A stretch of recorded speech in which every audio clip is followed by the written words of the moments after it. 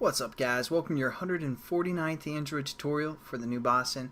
What we're going to do in this tutorial is basically read our code from our buffered reader. And we set up again our input stream reader within our buffered reader, and last tutorial took out that parentheses, but you still want that one in there. So basically what we're going to do is we're going to use a string buffer to read through our input or buffer reader. And this is kind of a Java thing. So I probably won't go too much into it. I'll kind of explain what's going on. But if you guys want more information, just check out probably Bucky's Java series. I'm sure he has some more stuff within there. But I'll give you the basic concepts.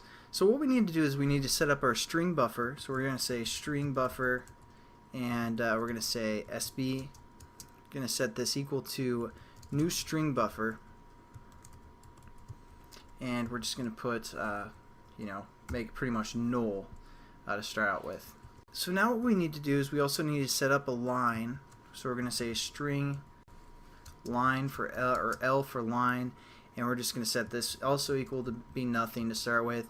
And we also want to set up basically a new line type string, because we don't want all of our data just in a paragraph where it's hard to read. So we're just going to say like new line in L, and we're going to set this equal to be the system dot get property, and there's string properties that we can refer to. We're going to refer to one called line dot separator.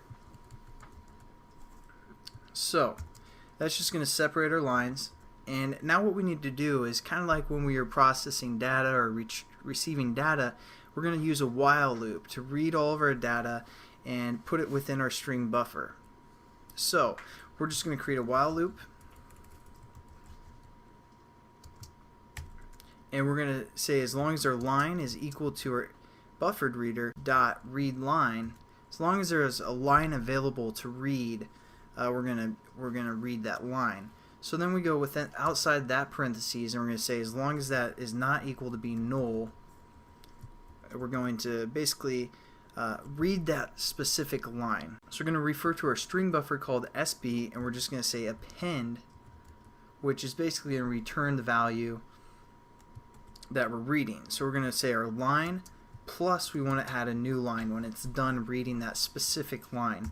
And that's going to loop through again, and as long as there's a line available, it's not equal to null, it's going to append the next line and then create a new line, and do that over and over until it's read through the whole document. And then all we're going to do is we're going to close our buffer reader. So we're going to just say in close. This is pretty similar to when we were working with data. This is how we kind of refer to a string buffer, and then what we can do is we can set up our string buffer to equal a string of some sort. So again, we set up our string in the first tutorial of this get method called data. So all we're going to say is data is equal to our string buffer dot toString, and then all we're going to say is return our data, because again this class is looking for some kind of a return method that's going to return a string. So that's what we're going to return, is the data we get from our string buffer.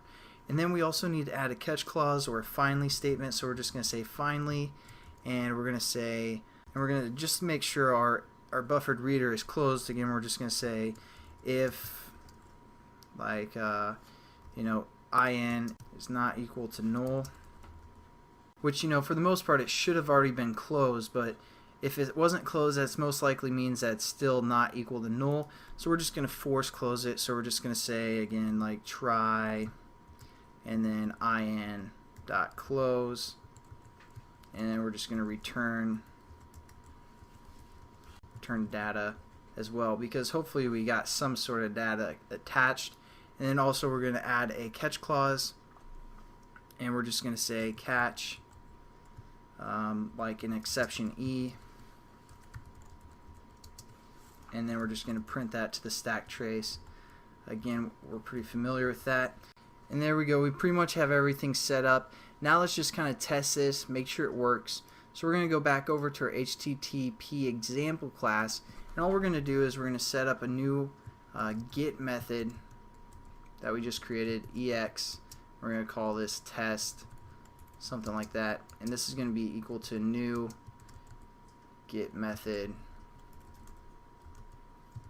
EX and then we can use that method.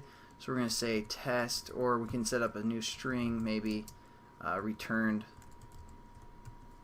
And we're going to set this equal to our test dot, and we have that method we just created called get internet data, and that's what we're going to return to the string. And then we're just going to set our text view that we have set up to equal that string. So again, just HTTP stuff, and we're going to say dot set text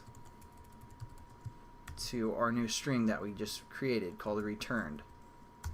And also we have to add a catch clause, a try and a catch around this, because again we're working with you know, an exception of some sort that could be thrown. So what we want to do is we also want to set this text within that catch clause as well. So then if it doesn't get set to anything, we know we have some sort of error as well. Just always good to keep that in mind of how our application runs and if it's actually working. So we're just going to run our application, and we're going to go down to our HTTP example, click that, and hopefully our text view, and see our text view already changed the data. And this is kind of the stuff that we get back.